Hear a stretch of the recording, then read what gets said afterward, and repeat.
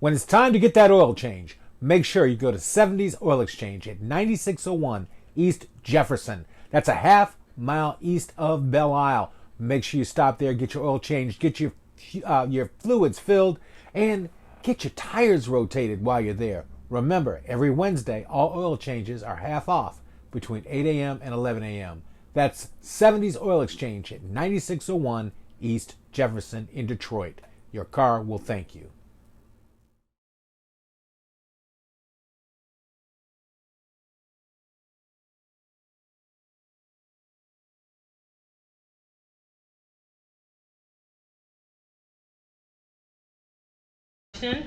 It is everything he said is true. He has heard all of those statements from me as we have spoken over the years about many of the issues that we're going to discuss tonight. I'd like to say congratulations first and foremost to the founders, officers, and members of the Grosse Pointe Harper Woods NAACP. It truly is amazing to look out and see this group. Douglas and I moved to the Points about 20 years ago. And so it's incredible to see where this community has come over the years. And I appreciate all the members do to advance dialogue and inclusion. So our theme tonight, we've talked about it, many of the persons on the dais have spoken about this theme of one community walking together. When Greg and I first spoke, he asked me to share my thoughts not only on one community, but how this concept has personally influenced my life. So I'll go back to something that the mayor said about the definition of community. What is it? So a community is defined by a unified body of individuals. This unified body might be a collective because of geography, right? Something simple, our state, our city, our region, our country. It might be a collective in the context of shared social values and responsibilities. Or it might just be a collective due to a feeling of fellowship as a result of sharing common attitudes, interests, and goals. So I like to think that all of us in this room today are members of a community where we work, we play, we live together, and our children go to school. For those of you who know me, I tend to be sort of a person about basics. I'm a back to basics personality. Most things are very, very simple, and it's the best way to communicate. I believe most things start at home, with your family and your friends, with almost sort of a 10 Commandments way of thinking about things. Love thy neighbor as thyself, keep the faith, don't steal, covet, lie, or cheat. It's pretty basic. Luckily, I was able to have a family that adhered to these tenets. Tenets like common decency, common sense, honor, integrity, using the gifts you were given to the fullest, and hard work. These attributes were highly praised. I specifically use the word lucky for a reason, because I really had no hand in the selection of my parents. Right? None of us do. I mean, but for fate, we easily could have been born into very different situations. And we have to be cognizant of that as we look at our fellow neighbor. My family was never just the 3 other people in my group. It was always extended family. I was raised by a community, a group of people with whom my parents surrounded me with, which included neighbors like Huel's parents, my parents' very good friends, people who told me at the end of the night that it was time to go home when the street lights came on. Right? My parents' co-workers in the summer had me answering the phone and working in the office, for no pay, I might add. My parents' friends had exceedingly high expectations of me. They encouraged my love of music and the arts. I especially appreciated the young people today who performed for us, because it's just an incredible way to connect to one another. And they told me that my future was limitless. I mean, imagine that. Imagine people close to you who tell you you literally can do anything. As college professors at a historically black university, both my parents emphasized education as the way forward, reminding me that no one can take the knowledge out of your head, and that knowledge sets you apart from everyone else.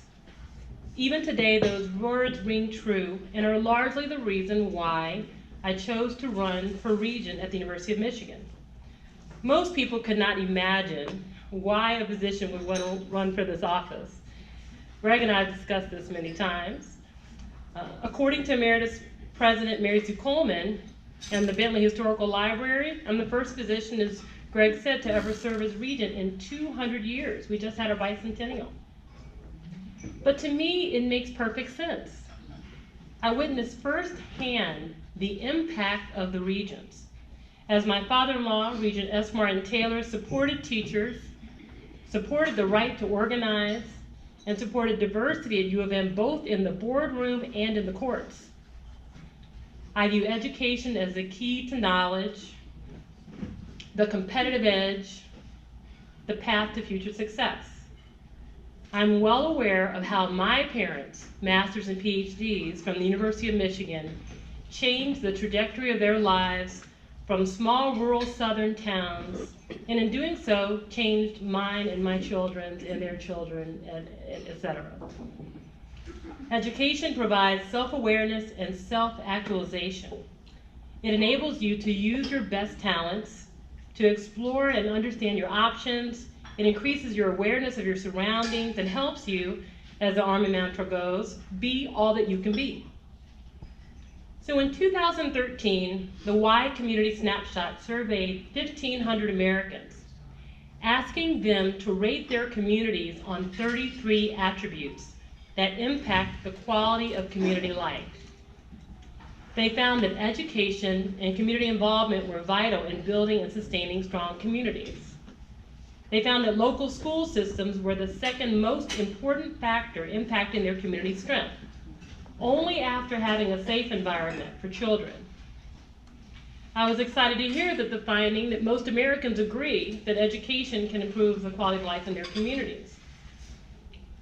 In school, we learn about a lot of things, right? We learn about the American Revolution, the Great Wall of China, physiology of plants, nutrition, how to write a convincing argument, good grammar. We joined the band. We learned pattern recognition. I was a drum major in the band. We meet interesting people. We build friendships that last a lifetime. In truth, all of those experiences teach us to stand up and stand against what is wrong, to fight for what's right, makes us more aware, encourages a healthy lifestyle, motivates us to be more productive. Our education allows us to connect across borders and build bridges, both to one another, sitting next to one another at this table, but also across our city, at work, in our communities. And most importantly, a good education empowers you to change. We don't have to be the person we started out as. We can evolve over our lifetimes. And that's the most important thing to me that education does. So as a regent, I've had the unique opportunity to influence policy to broaden educational outreach and expand access. I've been able to help improve the quality of education and improve campus culture, and to help problem solve. That's actually my personal favorite. I like looking at a good problem. So in discussing this, I'd like to bring to light two examples of how policy can really affect change. The first is the Go Blue Guarantee. I was talking about that earlier to Mr. McGee today. The Go Blue Guarantee, who's heard of the Go Blue Guarantee? Anyone know what that is? Oh, good. So this is a policy that we started December 31st of 2017. We voted on it last summer.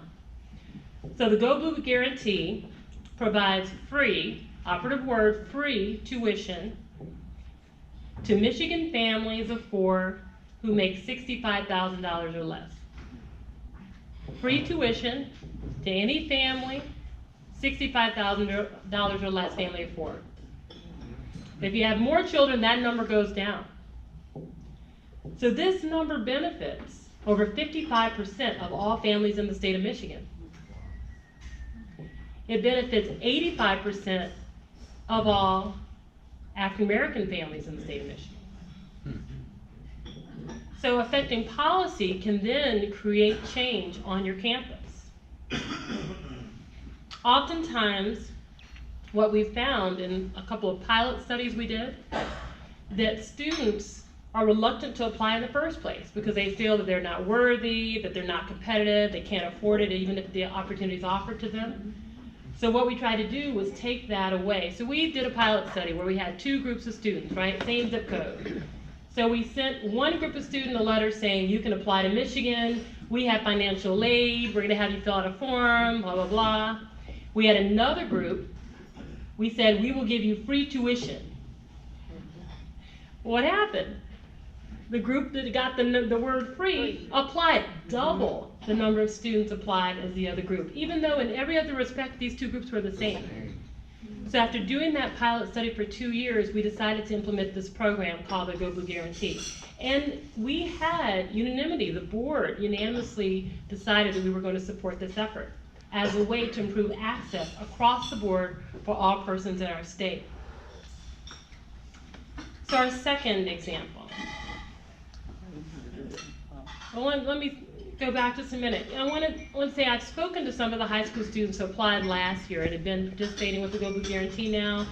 And what they told me was they caught the message loud and clear that if you work hard, you achieve in school, you apply and you're admitted, that they will have money. I mean, it was loud and clear. And so I really hope that today everyone goes out and tells at least, let's say 2 students, let's pick 2 students you're going to tell about this so that they know about this opportunity and we can get the word out. So our next focus was to try to improve undergraduate education. And it has a couple of pillars, but it's one that's been near and dear to my heart. These are the 2 things that I've been working on and spending a lot of time on over the last 6 years. So we increased the number of faculty in order to lower the faculty-student ratio so that students would have better experiences. The second is we decided to raise money, which, you know, Michigan does a good job at raising money, right? We just completed, it'll be announced next week, a $5 billion campaign. We've raised more money than any public university in the country, ever. Wow.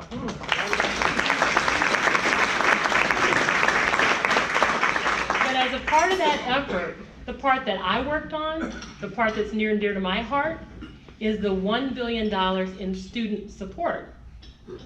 So we always raise money for buildings, for faculty, for research, right? You see all the construction going on.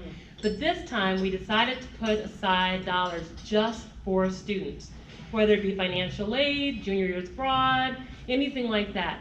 And so that direct connection to students is something that we have seen has been changing lives. We actually raised $1.1 billion just to go to students directly. And then third,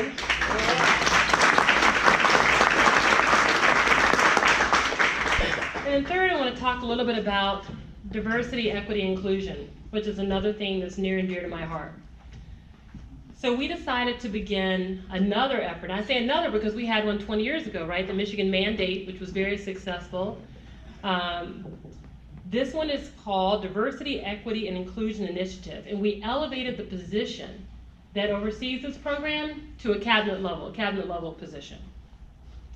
But what we decided, the way we decided to frame it is to recognize that if you think about it, intellect, work ethic, that's uniformly distributed, right? It's not something that just black people have or just Jewish people have or just white people have, right? There are certain things that when you are born, they're evenly distributed among all of us.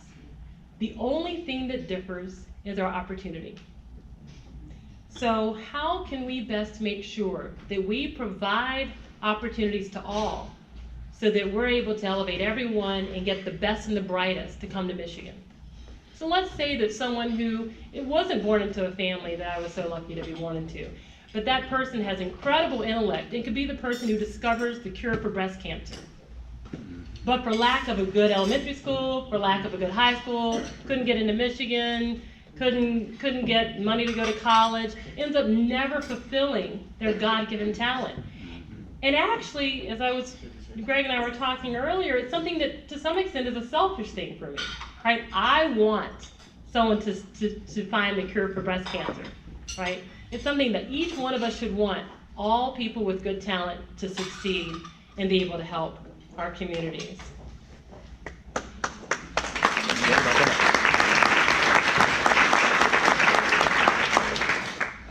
So with our DEI effort, we have set aside about $84 million over a 5-year span of time. And one of the things I've appreciated so much about the program that's been developed is that it includes using the expertise of the School of Education to help schools around the state of Michigan.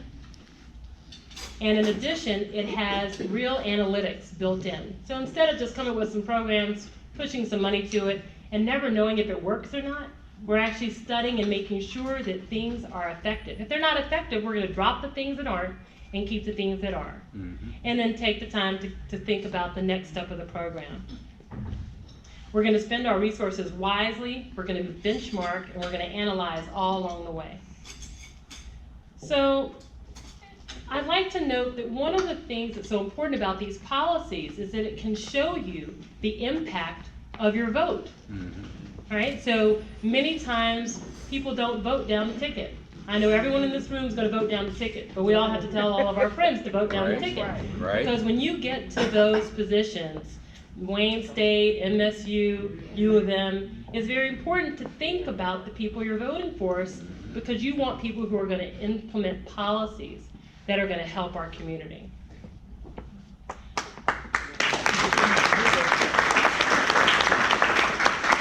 So in addition to these policies that I care about, I'll just put a couple of other things in front of you. Why it's important to vote for good people for regions. The University of Michigan is a huge economic driver in our state. We have annually about $800 million in construction going on. We have a healthcare center that has $4.8 billion budget. The university itself is about $8.5 billion budget annually, our operating.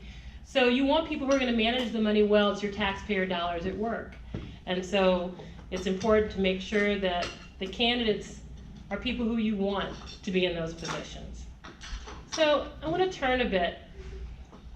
As I was looking at the speech yesterday, obviously the events of this week matter. Right. So we have to say something about all that's been happening. And it's interesting that this one community theme is really particularly meaningful. With all of these advancements and policies that I've been talking about, all along, over the last few years, the number of incidents of prejudice have been steadily increasing. Yep. We're in a time when the rhetoric of division is so loud, it's so strong, it often attempts to drown out the words of inclusion and connectivity. You know, many of my patients day to day tell me that they've just started turning off the TV, right? Don't want to hear it. I actually think that one of the reasons why this rhetoric of division has grown so strident in recent years is because we're doing so much better, right? In a sense, people can see the writing on the wall. They feel a need to be uglier and uglier because they see that the children of each generation are less siloed than the one before. I mean, with the passage of time, with technology, the world just gets smaller and smaller and more connected than ever. Americans under the age of 30 are more likely to view discrimination in the same way. So regardless of what group you're in, you view the same incident as discrimination, regardless of your race, gender, ethnicity, according to the Pew Research Center. That's in stark contrast to people over the age of 30 who will have two different events and see them two same events and see them entirely differently. White person sees it one way, a black person sees it another. But that's not true for the younger generation. So change is inevitable. We're witnessing the last stand as these fringe groups and individuals promote division. It's truly inevitable that we're going to become one community. But even with this inevitability, we must still be concerned with the present, with the here and now. We really don't know how long this Custer's last stand is going to take. Right. So while this is happening, we really have to confront the falsehoods with truth. The events of yesterday in Pittsburgh and this week underscore the importance of all of our efforts.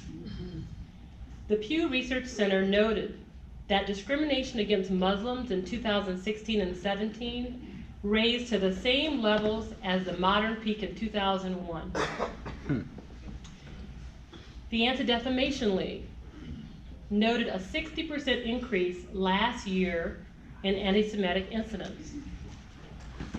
About 4 in 10 U.S. working women say they face discrimination on the job because of their gender. So these numbers show us that we really can't passively sit by and allow people to be persuaded and pitted against one another. The politics of division cannot and should not be ignored. People of goodwill must not sit back, wait, and allow the rhetoric to continue, but we need to speak up and speak out. Yep. So these words are dangerous that we hear every day on TV. They will take root, they'll grow wild unless they're called out for what they are. They should be refuted with courageous vocal stances.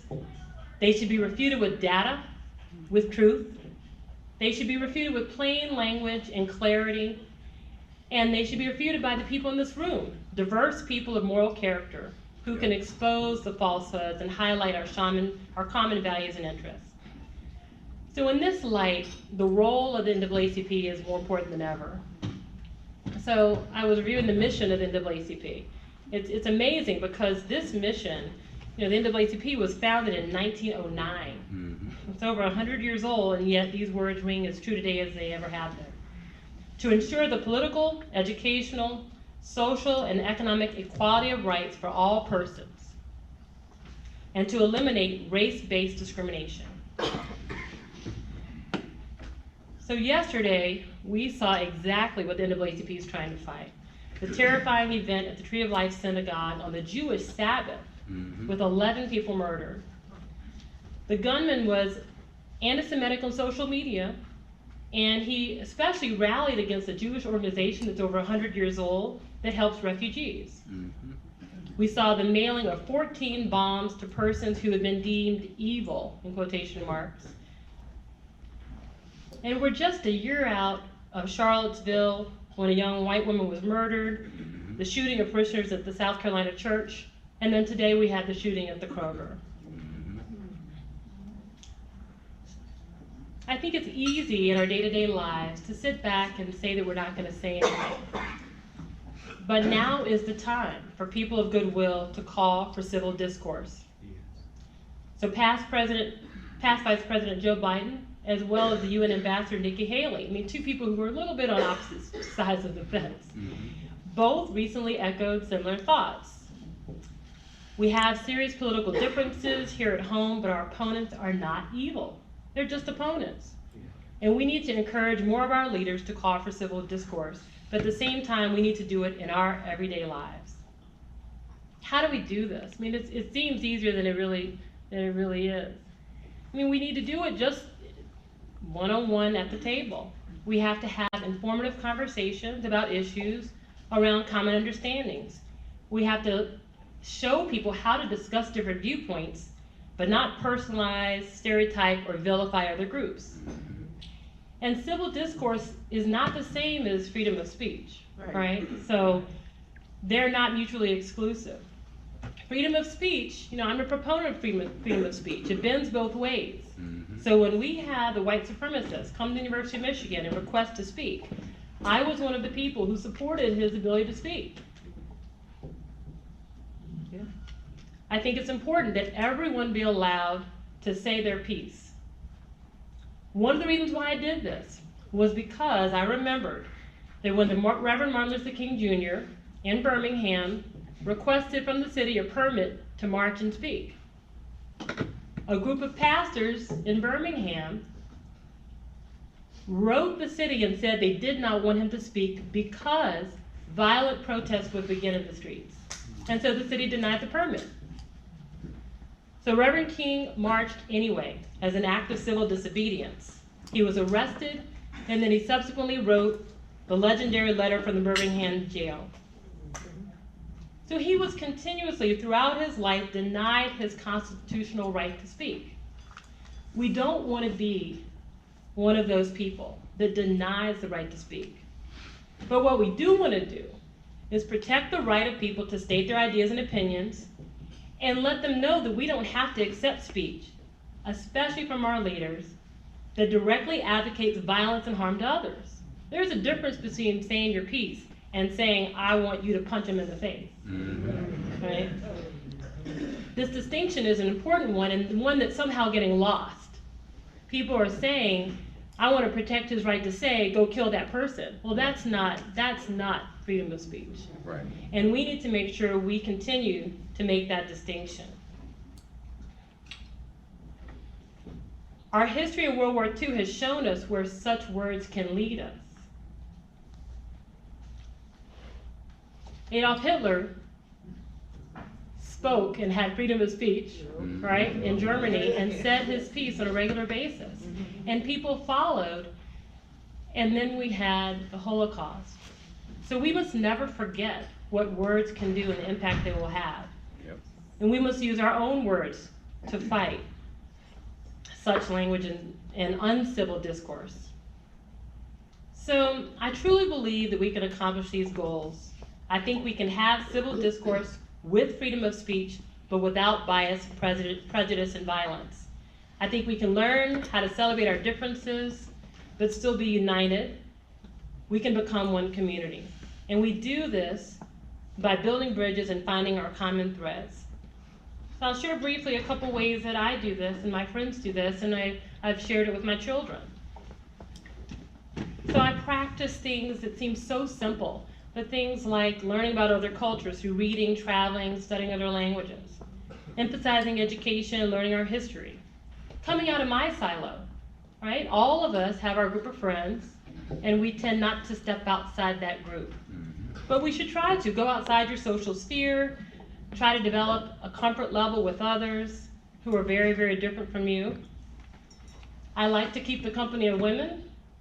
I enjoy being with women who are strong, they empower me. I participate in the Junior League of Detroit, the Links Incorporated, right? Find organizations that help you learn about your true self. And that empowers you to then go out and be with others. I can do everything else better after socializing in a women's group or working on a project together. I join many artistic and cultural organizations. As we talked about earlier, the visual and musical arts, theatrical arts are just incredible for connecting people. And in Metro Detroit, we have so many opportunities for this.